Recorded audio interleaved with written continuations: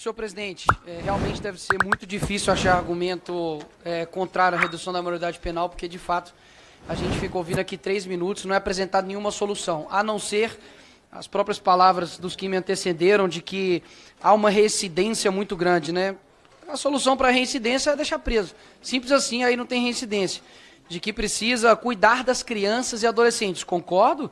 Precisa cuidar das crianças e adolescentes que estão sendo vítimas desses menores que estão matando, roubando, estuprando, cometendo latrocínio e que ficam impunes. É simples assim. Ouvi aqui agora que eles são vítimas. Que vítima, gente? Ninguém que está falando do trabalhador que sai cedo para trabalhar, do iFood. Não estou falando desse cara, não. A gente está falando desse menino aqui, por exemplo. Adolescente é apreendido após tentativa de homicídio contra colega em escola. Sabe quando foi isso aqui? 2 de junho. Adolescente é apreendido após invadir joalheria por buraco no teto em shopping de Minas Gerais. Isso aqui foi dia 30 de maio. Adolescente é apreendido pela PM suspeito por tentativa de matar a própria mãe. Isso daqui foi dia 31 de maio. Sabe por que eu selecionei esses 3 aqui, presidente, em específico? Porque todos esses aqui aconteceram na última semana, que dia 27, né, do 5, o pessoal, juntamente aqui com o PT, pediram vistas desse projeto. Enquanto estão atrasando a aprovação desse projeto, para colocar menor criminoso na cadeia, esses 3 criminosos aqui, que tentou roubar, tentou matar a própria mãe, tentou matar a própria colega de sala, sairá impune. Não vai acontecer nada. Ah, porque a cadeia está superlotada. A cadeia está superlotada para menor que mata, mas para quem bota peruca, eu tenho que estar na cadeia, né? Aí tem espaço para cadeia. Né? É impressionante. Não tem discussão disso aqui não, galera. Vocês vão perder hoje. E o Brasil vai ganhar. Porque não tem condições, não se tem sustentação. Parece que até assim, parece que é um metaverso que nós estamos vivendo aqui, né? Parece que você fica ouvindo e fica assim, não tem condição, não. A pessoa falar e acreditar nisso é sacanagem. Ou ela fala, as pessoas estão falando aqui, fala, só porque tem que cumprir a agenda mesmo e tem que ser contra, né? Porque que é de esquerda. Mas eu acho que até quem é de esquerda, porque falou-se aqui agora de que a maioria da população brasileira não quer isso. Mentira. Se é uma pesquisa que 90% da população brasileira é a favor da redução da maioridade penal. E eu deixo aqui um desafio para qualquer deputado que está aqui nessa casa. Coloque uma enquete nas suas redes sociais.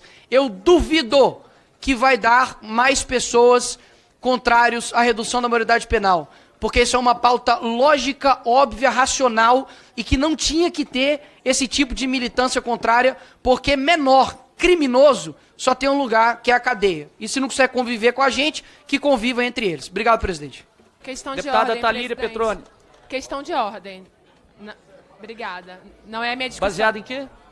Baseada nos artigos 137 e 139 do Regimento e 14, inciso 7º e 16, inciso 2º do Código de Ética e Decoro Parlamentar. Presidente, essa questão de ordem... Posso seguir, senhor presidente? Obrigada. É uma questão de ordem que trata do seguinte. No dia 19 de maio do ano corrente, chegaram à mesa os recursos de número 12, 13 e 14, de 26, referentes às representações de número 27, 25 e 24, todas do ano de 25. Os recursos são contra as decisões do Conselho de Ética, que aprovaram a penalidade de suspensão do exercício do mandato parlamentar de representados pelo prazo de 2 meses. Não sei se vocês lembram, houve uma ocupação da mesa diretora por parte da extrema-direita, que inviabilizou os trabalhos parlamentares. No meu entendimento, isso sim configura também um empecilho ao exercício da pluralidade, da democracia, para a gente exercer as nossas divergências. Deputada Talíria, sim, sua questão está indeferida, ela não tem a ver com esse assunto que nós presidente, estamos... Sim, desculpa, presidente. Sim, tem a ver com esse assunto. Não tem assunto. Nós estamos aqui discutindo sobre a PEC, presidente, por favor. Eu vou justificar nos meus 3 minutos. Até aqui, a gente estava conseguindo fazer tudo... Sim, mas a senhora está colocando um tema que não tem a ver com... O senhor está enganado. O senhor quer que eu te diga que tem a ver? Por quê, senhor presidente? Porque o que deveria acontecer? Eu estava lendo calmamente a minha questão de ordem, o senhor me interrompeu. Tá, pode continuar calmamente. Senhor presidente... Eu estou calmo também. Não está, porque o senhor está me interrompendo. Quando eu sou interrompida, eu não fico calma, senhor presidente. Eu retomo o tempo da senhora. Muito obrigada. O que acontece? Deveria ser apreciado nesta comissão, antes de qualquer tema, inclusive do tema da redução da maioridade penal, o recurso relativo aos caras da extrema-direita que atacaram a democracia e sentaram na mesa do Hugo Mota. É sobre isso, senhor presidente. Eu vou continuar a leitura da minha questão de ordem. Por gentileza. Sabe-se, regimentalmente, que os recursos, como proposições que são, devem ser recebidos pela mesa, numerados, despachados à comissão competente, qual seja a CCJ, que é a comissão que estamos. Tal despacho é competência do presidente da Casa, que tem um prazo de 2 sessões após o recebimento na mesa para fazê-lo, conforme artigo 139. Embora não haja uma consequência prevista no regimento para não atendimento deste prazo, o mesmo tem sido obedecido no que tange aos despachos de recursos dessa natureza da CCJ. Os recursos interpostos pelo deputado Glauber e também pelo então deputado Chiquinho Brazão foram despachados no mesmo dia que chegaram à mesa, senhor presidente. A mesma coisa o caso da Flor de Lis. Se, por um lado, este recurso tem sua base no direito constitucional à ampla defesa, por outro, deve-se lembrar que possuem efeito suspensivo, senhor presidente. Ou seja, enquanto não forem apreciados, os processos ficam parados. Nem o que os representados alegam como vícios processuais é analisado, nem a penalidade é aplicada. Ou seja, em qualquer situação, seja de procedência ou improcedência dos recursos, as consequências da morosidade desse despacho à CCJ podem ser inconstitucionalmente graves, principalmente sendo este um ano eleitoral, quando a prática desta Casa de não retomar os trabalhos legislativos após o recesso constitucional de julho. Infelizmente, eu fui atrapalhada pelo senhor, mas acho que já deu para entender, no nosso entendimento, não deveria, antes de votar os recursos, ser votada essa matéria que é inconstitucional, é ilegal e é imoral. Indefiro a presente questão de ordem. Os recursos apresentados pelos deputados Marcos Polon, Zé Trovão e Marcel Van Hatten foram entregues à presidência da CCJ no dia 19 de 5 de 2026. Na mesma data, foram protocolados na Secretaria-Geral da Mesa, onde permanece aguardando despacho do presidente da Câmara para sua distribuição formal à CCJ. O artigo 280, parágrafo 5º do Regimento Interno, é expresso ao dispor que, para fins de contagem de prazo, considera-se data da publicação o dia da disponibilização da informação no Diário da Câmara dos Deputados ou no Sistema de Tramitação e Informação Legislativas, o que primeiro ocorrer. Portanto, o regimento reconhece como marco de produção de efeitos o ato formal de publicação e distribuição da matéria e não atos intermediários de natureza administrativa, como simples recebimento físico do documento ou sua tramitação interna entre os setores da Casa. O despacho do presidente da Câmara constitui ato vinculado a ser praticado no curso regular dos trabalhos legislativos. Contudo, enquanto esse despacho não ocorrer, o recurso ainda não se encontra formalmente distribuído à comissão. E não estando formalmente submetido à apreciação da CCJ, não se produz o efeito regimental de sobrestamento da pauta previsto no Código de Ética. Passo a palavra à deputada Thalíria Petroni. Para discutir.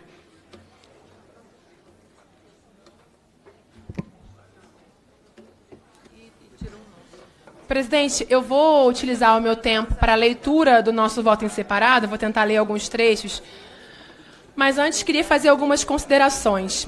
Nós precisamos, primeiro, desconstruir a ideia errônea de que reduzir a maioridade penal vai deixar as pessoas efetivamente mais seguras. Nós queremos garantir segurança para as pessoas, porque sem segurança não tem felicidade, alegria, não tem vida com dignidade. Mas esse tema está sendo usado em ano eleitoral para fortalecer, a partir de uma lógica do populismo penal, a falsa ideia de que reduzir a maioridade penal vai deixar as pessoas mais seguras. Porque é mentira que adolescentes cometem a maioria dos crimes bárbaros. Há uma baixa incidência de crimes contra a vida cometido por adolescentes. Também é verdade, ao contrário do que foi dito, que o socioeducativo funciona mais que a prisão. Na prisão, um cara é jogado lá, a reincidência é quase 50%, ele é colocado numa facção ou outra e volta organizado no crime, caso não esteja organizado. Já a reincidência no socioeducativo é menor a porta de saída quando tratamos do socioeducativo. No fundo, o verdadeiro alvo dessa PEC, sinceramente, não é a redução da violência, é a ampliação da punição sobre quem já é a principal vítima da violência letal nesse país, que é a juventude negra, periférica, empobrecida, que inclusive foi priorizada quando se pensou o ECA. O ECA entende que crianças e adolescentes são prioritários, em especial aquelas vulneráveis. Pessoas negras no Brasil representam mais de 75% das vítimas de assassinato no nosso país. Jovens de 15 a 29 anos concentram 49% dos homicídios nesse país. Nós estamos matando a juventude e agora a gente quer encarcerar a juventude. No fundo, o que se quer? Essa é a verdade. É punir aviãozinho, aquele jovem que é aviãozinho do tráfico, que tem que ser responsabilizado. E já há a lei para responsabilizar, isso é um ato infracional. E inviabilizar a punição de vários, que inclusive ligados à extrema-direita. Estamos falando de vereador que foi pego com 52 quilos de cocaína e 25, vereador de quem? Do PL. Estamos falando do segundo sargento da aeronáutica, que foi preso no aeroporto de Sevilha, na Espanha, com 39 quilos de cocaína. Ele viajava em uma aeronave da comitiva de apoio a Jair Bolsonaro. Estamos falando de Rodrigo Bacelar, ex-presidente da LERJ, no meu Rio de Janeiro, preso por relação com o Comando Vermelho. Tem deputado aqui que anda em jatinho de Vorcaro. Tem gente aqui que defende senador que pegou dinheiro supostamente para lavagem de dinheiro de Vorcaro, que é a expressão de um dos maiores crimes financeiros do país, que no final das contas, minha gente, ali na ponta, quando você tira dinheiro de aposentado, bilhões de aposentados do Brasil todo, do meu Rio também, que são colocados para Vorcaro, você inviabiliza saúde, educação, cuidado inclusive com os jovens do nosso país. Quem quer enfrentar a violência no país, sufoca financeiramente o crime organizado. Aliás, nosso governo tem feito isso. Lançou agora um decreto, que é um decreto para controlar armas, que é um decreto para asfixiar o dinheiro que chega no crime organizado, que é para ter medidas para elucidação de homicídios, que em alguns lugares no país não chega nem a 15%. Por que não avançamos aqui em perícia independente? Para elucidar os homicídios no país que não são cometidos por jovens, minha gente.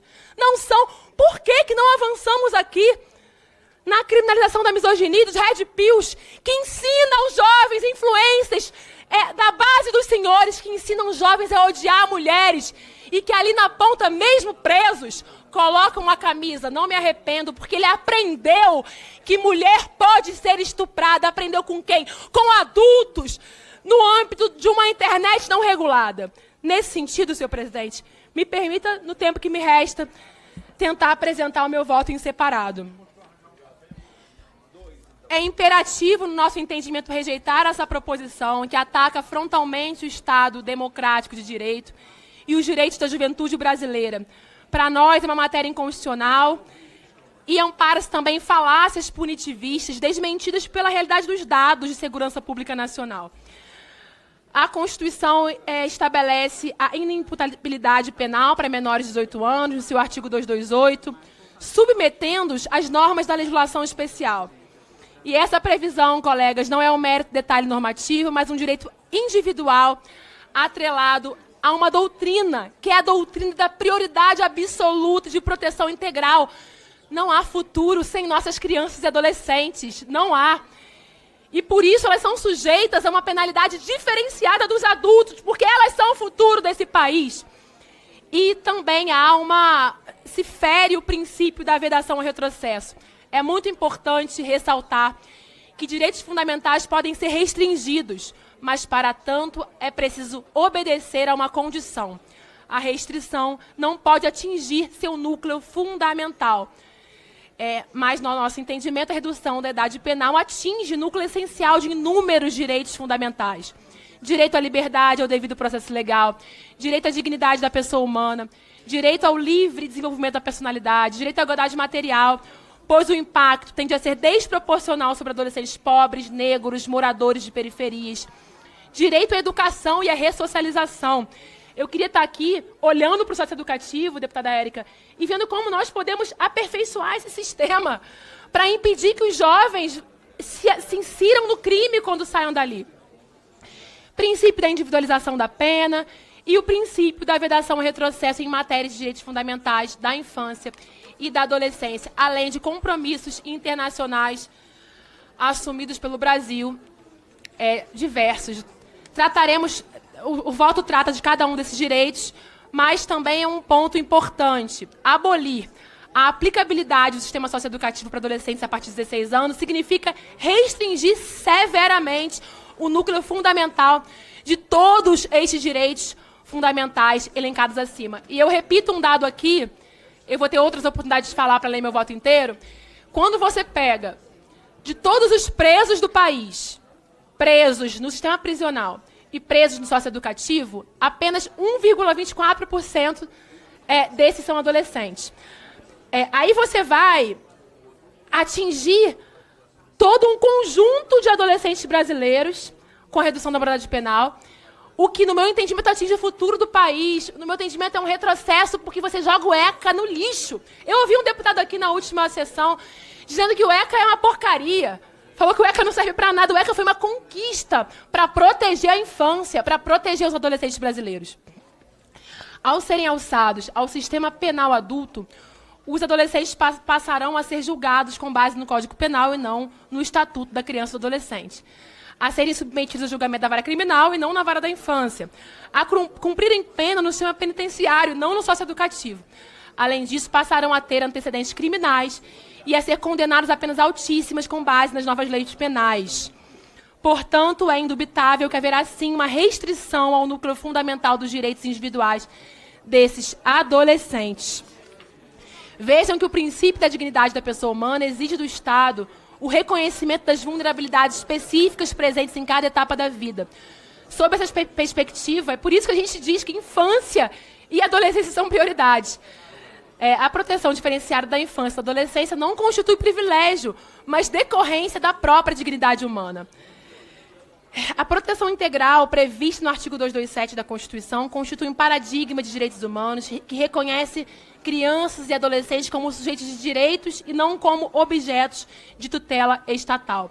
Trata-se da mudança mais significativa no olhar sobre a infância e a adolescência brasileiras promovidas pela Constituição da República.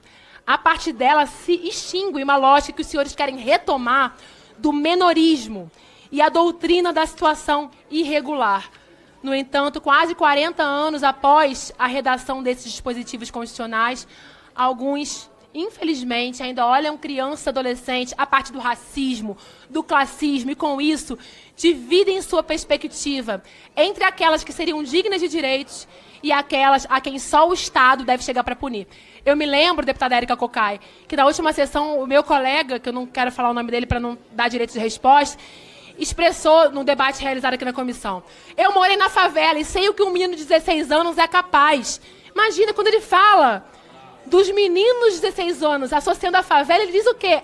Reduzir a maioridade penal é para criminalizar esse menino da favela, esse jovem que muitas vezes aí não chega água, não chega escola, não chega direito, não chega educação, mas chega a bala do Estado armada, chega a organização criminosa com o Comando Vermelho, que tem associação com o Rodrigo Bacelar do PL, aterrorizando aquele adolescente, matando aquele adolescente, aterrorizando aquelas famílias. E ao invés de enfrentar o coração do crime, ou seja, vamos impedir o dinheiro que sustenta o Comando Vermelho, vamos impedir a Faria Lima, com a lavagem de dinheiro toda, de sustentar o PCC, de sustentar o crime organizado, não. O que quer hoje aqui é falar para a população: reduzir a maioridade penal vai trazer segurança para você. Criminalizar aquele jovem que já não tem nada, que muitas vezes é aviãozinho do tráfico, e eles querem botar numa cadeia para ser social ao Comando Vermelho, ao Terceiro Comando, ao PCC. Isso vai resolver o problema de segurança do nosso país. Nunca é demais lembrar ainda que o direito penal no capitalismo é muito mais um instrumento de controle social dos indesejados do que um modo de garantir direitos do conjunto da população. No Brasil, o racismo estrutura as relações sociais desde o início da colonização e permanece até o momento como pilar estruturante do sistema punitivo. Não vai ser possível seguir a leitura aqui, que é um longo voto, mas nós teremos a oportunidade de tratar de muitos temas ao longo dessa sessão. Mas eu queria lembrar mais alguns aspectos Eu tratei aqui dos direitos das crianças, dos adolescentes, mas ninguém fala como será a reestruturação do Estado brasileiro para atender a redução da maioridade penal, que vai ampliar gastos do Poder Judiciário, que vai exigir a expansão dos ministérios públicos estaduais, que vai impor um aumento de quadros da Defensoria Pública, que vai ampliar os custos da segurança pública, quando você desloca para o sistema penal e tira do socioeducativo, que vai exigir investimentos bilionários no sistema prisional, sem fonte de custeio definida, que vai criar um limbo constitucional ao responsabilizar adolescentes sem conferir para eles plena cidadania civil, produz também impactos sobre meninas, jovens mães, adolescentes grávidas, comprometendo seus direitos reprodutivos e a produção integral associada, assegurada pela Constituição. Então, minha gente, aqui o que está se fazendo é uma grande farsa. É a farsa de que prender num sistema prisional comum, onde estão os adultos, meninos e meninas, vai deixar as pessoas mais seguras. Isso é uma mentira.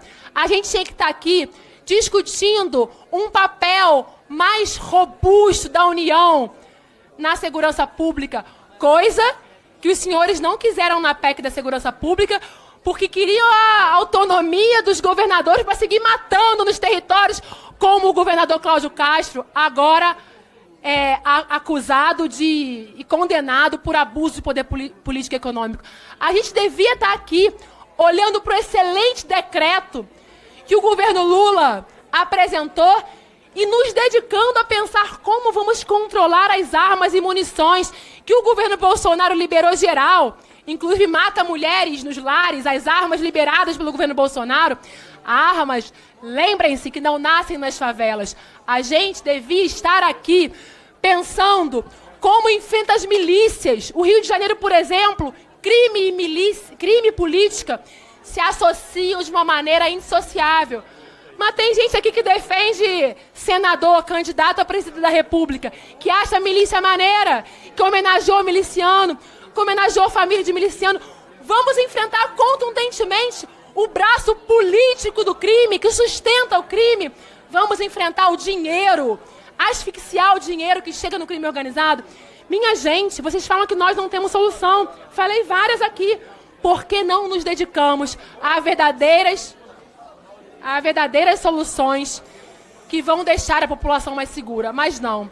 É mais fácil a farsa do populismo penal, porque no fundo, ali na ponta, ela criminaliza o jovem negro periférico que com seu trabalho sustenta o país, mas que é alvo da ausência do Estado e do braço armado do Estado violento. Obrigada, presidente. Eu espero, por uma questão civilizatória, que essa matéria não avance, porque isso não interessa. Fala, galera da Folha TV, não se esquece de se inscrever aqui no nosso canal para assistir programas como Folha Notícias Manhã, Folha Notícias Noite, o nosso Folha Entrevista e o nosso Barzinho das Meninas. Muitas coisas bacanas a gente acompanha por aqui e a gente precisa muito, muito do apoio de vocês para nosso trabalho jornalístico, investigativo, de curadoria de conteúdo, com vocês ajudando no nosso Pix, folhademocrata@gmail.com, ou mandando superchats, valeu demais, e os recursos financeiros, tornando-se membro do nosso canal, no nosso curso de jornalismo básico, para você ficar muito bem informado a respeito de tudo. Queridos e queridas, muito obrigado pela presença de todos vocês. Vida longa e próspera. Cuidem-se, cuidem dos seus, e não esquece de se inscrever aqui na Folha TV. Até mais!